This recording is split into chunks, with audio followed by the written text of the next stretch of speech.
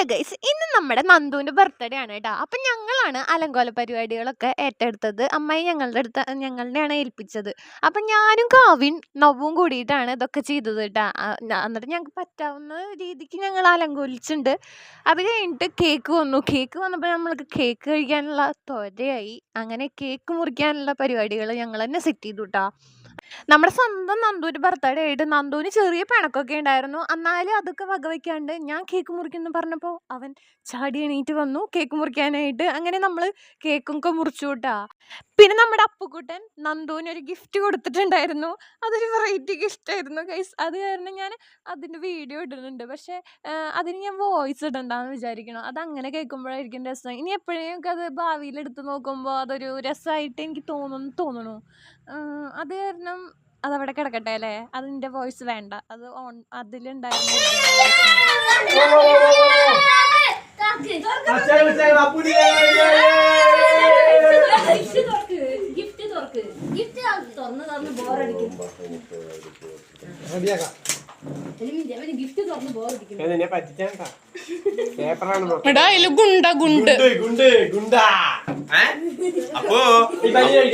അപ്പൊ എന്തൊക്കെയോ ചെയ്തു വെച്ചിട്ടുണ്ട്.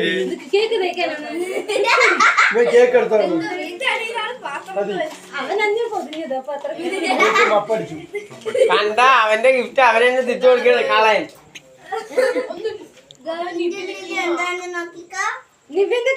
ഈ ചെറിയ മോതിരത്തിനാണ്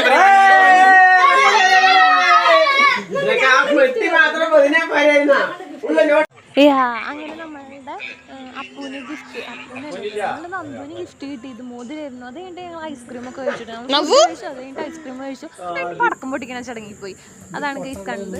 പടക്കം പൊട്ടിച്ച് കഴിഞ്ഞിട്ട് പിന്നെ നമ്മൾ കളിക്കലാണ് ഗൈസ്. അത് ഞാൻ വോയിസ് അതും അങ്ങനെ വരട്ടെ അല്ലേ. അതങ്ങനെ കേൾക്കാനല്ല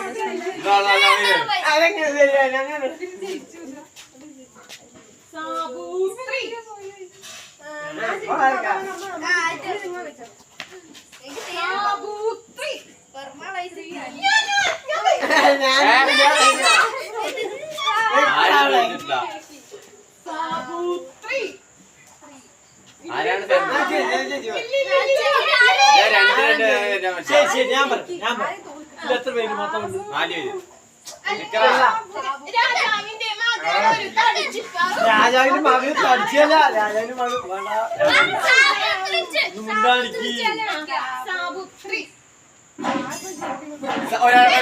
ഒരു സാക്ഷി ഞങ്ങളുണ്ട്.